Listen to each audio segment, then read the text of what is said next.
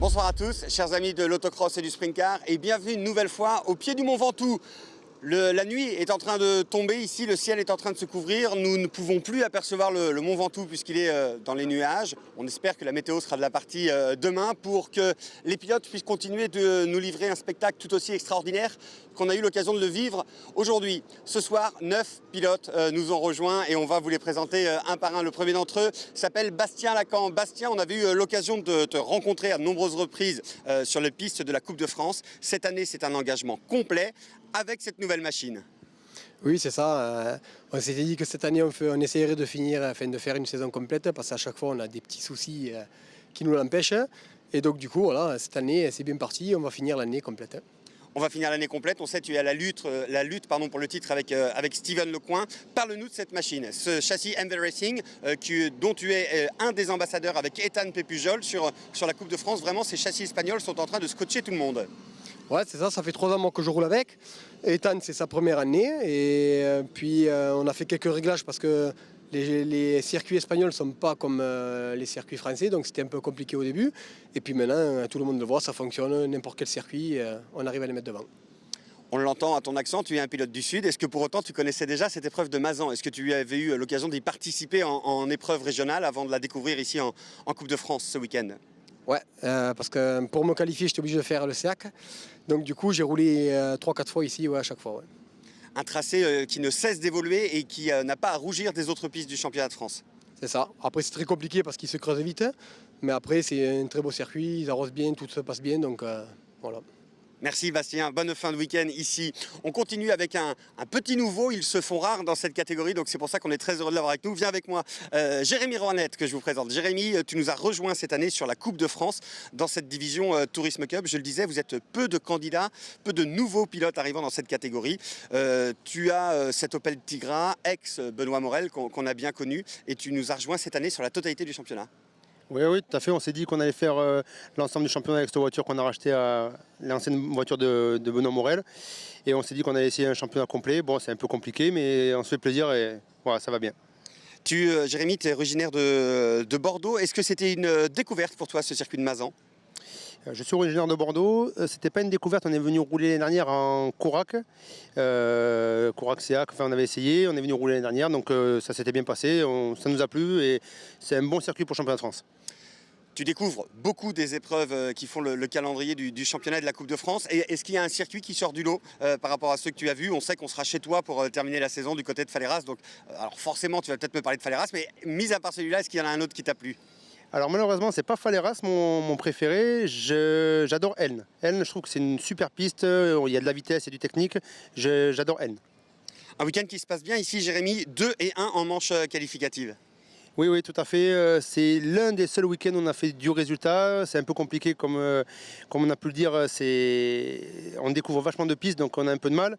On a un petit avantage, c'est qu'on connaît un peu cette piste. On a roulé une fois et on a fait un peu de résultat. J'espère que ça va durer demain.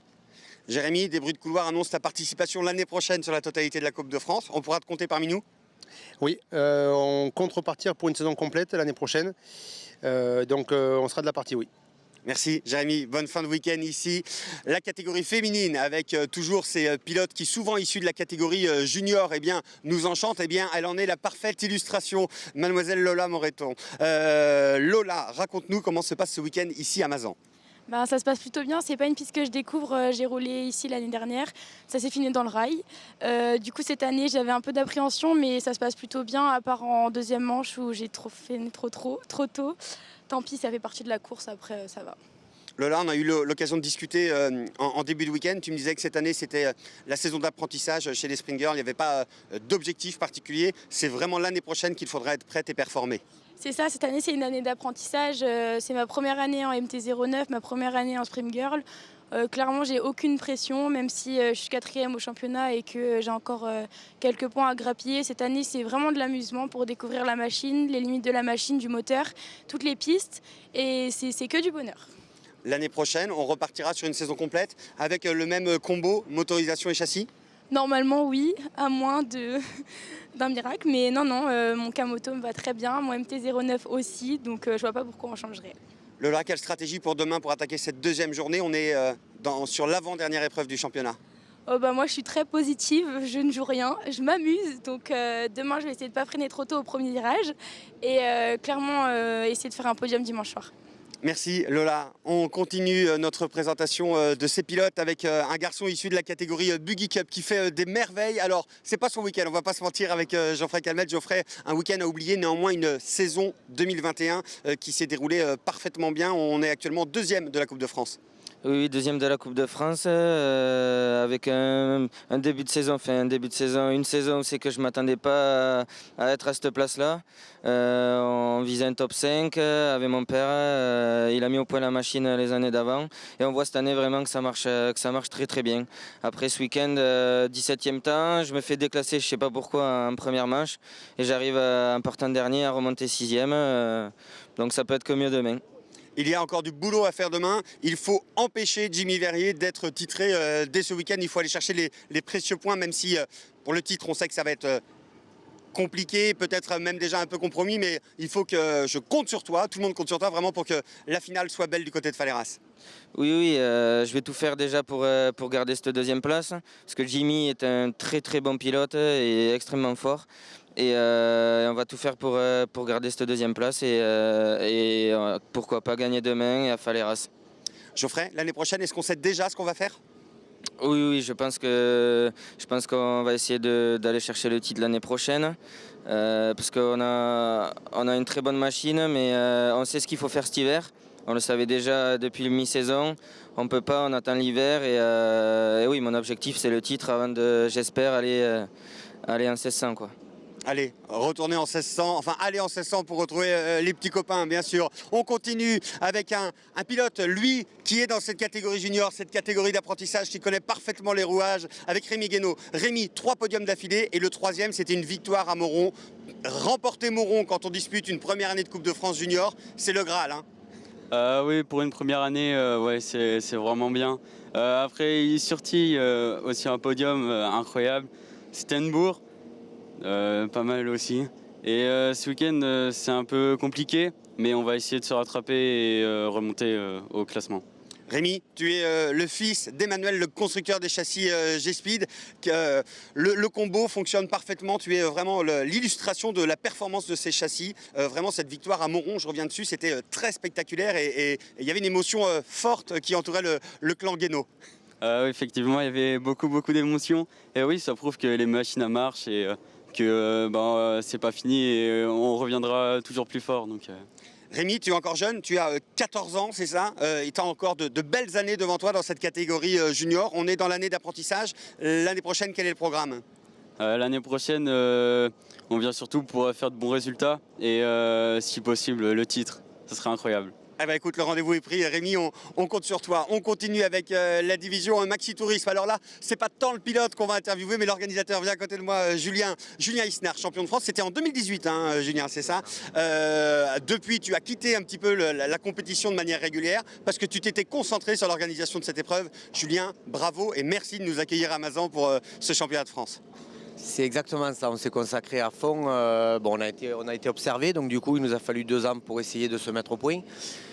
Avec tous nos efforts et tout, c'est récompensé parce que les pilotes sont au rendez-vous, le spectacle est là, quand je croise des pilotes ils ont l'air contents, le staff est super content, il y a des points négatifs bien sûr comme dans tout, on va continuer à évoluer, mais c'est que des points positifs, vraiment très heureux de mes bénévoles, c'est énorme.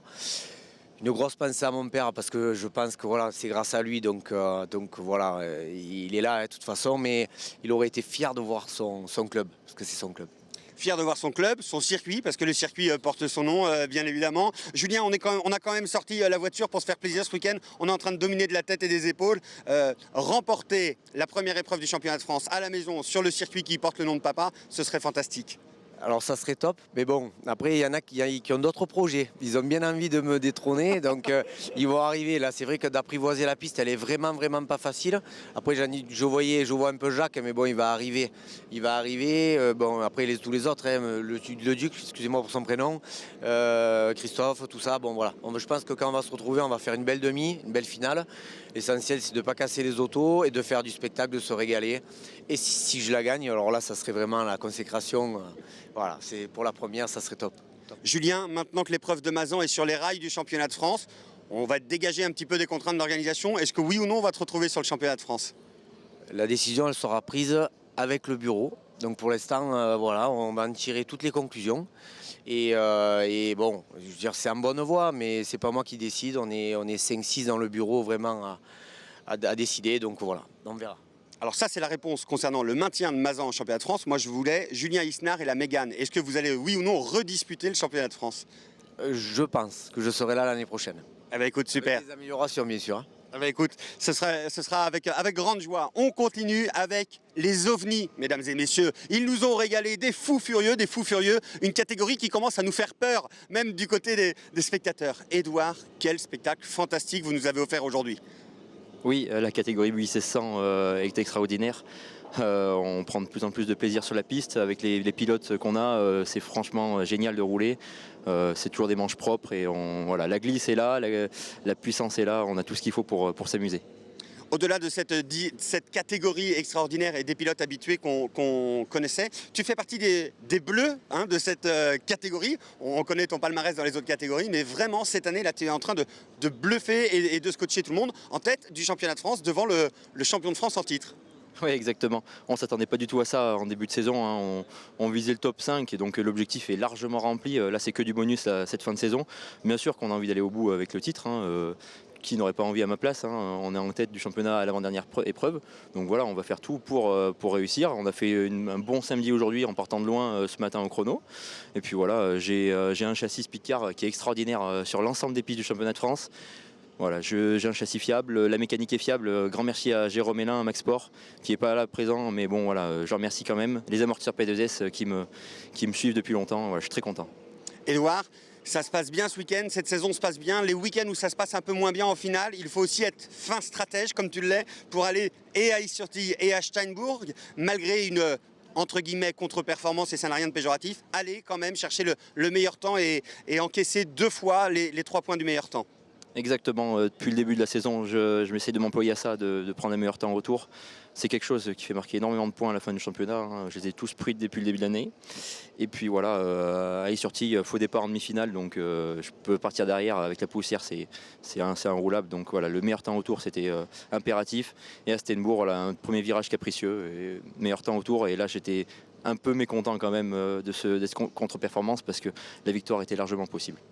On a vu ton principal concurrent, Thomas, revenir en forme là, sur cette fin de saison. Les 2 dernières épreuves, la journée de demain et le week-end de Faleras, vont être absolument dingues. Et puis on a aussi Damien Crépeau là, qui t'en a fait voir de toutes les couleurs aujourd'hui.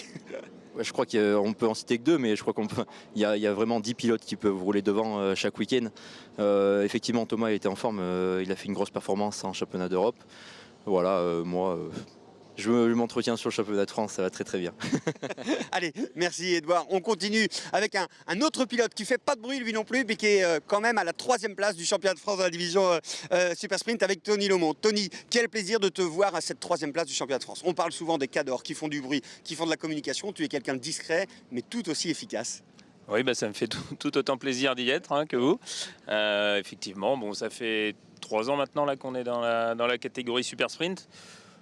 On essaye de gravir un peu les échelons. Puis cette année, ça semble... On a gardé la motorisation R6, on a changé d'équipementier au niveau des amortisseurs. Et l'alchimie semble être bonne pour pouvoir faire des résultats. On a enchaîné pas mal de podiums cette année. Donc on se retrouve sans pouvoir avoir de victoire encore. Mais l'espoir est toujours permis pour les 2 dernières courses. Même si aujourd'hui, la 2e manche a été un peu plus compliquée avec une erreur de ma part. Donc il va falloir se ressaisir demain.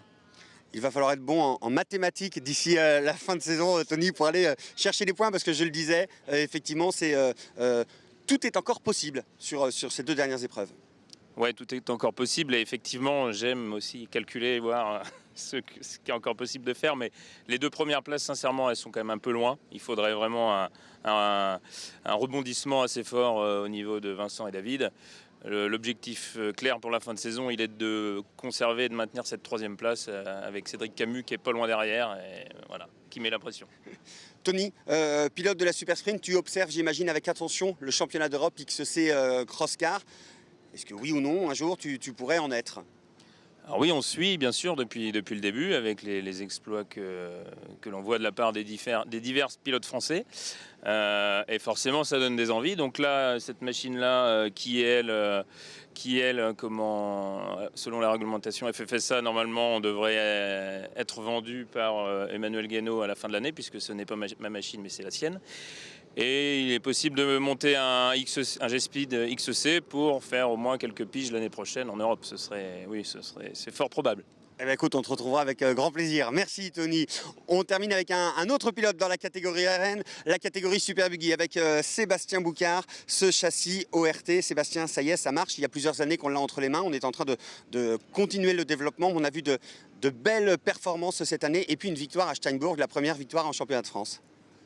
Oui, la première victoire, ça fait toujours plaisir. On se bat, ça fait déjà un petit moment. La machine est de plus en plus fiable et perfo. Donc on avance, je dirais, sur une bonne lancée. Je suis content. Freddy s'y met aussi. Il développe les amortisseurs, le châssis. On a toujours notre petite équipe qui nous suit, qui s'est au taquet. La famille aussi. Donc pour moi, tout va bien. Je suis content. Et ça suit son cours. La famille, je voulais en parler, cette année de championnat de France, pour toi, c'est aussi la saison pour accompagner le gamin, Thibaut, qui fait ses premiers tours de roue dans la catégorie junior sprint. Oui, alors Thibaut, il a 12 ans, donc il commence juste. Ça va très bien, je suis très fier de lui. À chaque épreuve, ça évolue. Il est rendu à sa 3e finale, il me semble. Et à chaque fois, il gratte. Il est de mieux en mieux au chrono. On est très contents. C'est bien, il faut qu'il continue comme ça.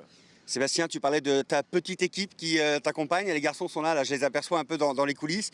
Une galère pas possible pour venir ici sur le circuit. Là encore, la force du groupe et l'esprit de camaraderie t'a permis d'être ici ce week-end. Oui, j'ai un collègue qui m'a prêté un camion. Bon, je le remercie parce que pour finir la fin de saison, on avait vendu notre bus. Donc là, il nous est arrivé une petite arrivée. Il y a eu une panne avec le camion. Donc on a trouvé notre solution. On en a loué un. Et puis ils sont arrivés à 2 h du matin hier soir. Ils sont arrivés à se débrouiller, c'est bien. Ça... Enfin, ils sont au taquet. Je sais comment ils sont. Donc je ne doutais pas qu'ils viennent. Voilà, merci Sébastien. Vous l'aurez compris, l'ensemble des pilotes du championnat et de la Coupe de France qui sont derrière moi et qui accompagnent le soleil couchant ici ce soir sur le circuit de Mazan. Le Ventoux Autocross nous a accueillis, nous a offert un spectacle absolument exceptionnel aujourd'hui. On vous donne rendez-vous dès demain matin à 8 h 30 pour la suite des manches qualificatives qui seront à suivre sur le live de l'OFAC, sur la page YouTube OFAC TV. Quant à moi, je remercie SCX Esprit Cross pour sa collaboration et je vous donne rendez-vous à très bientôt. Salut à tous.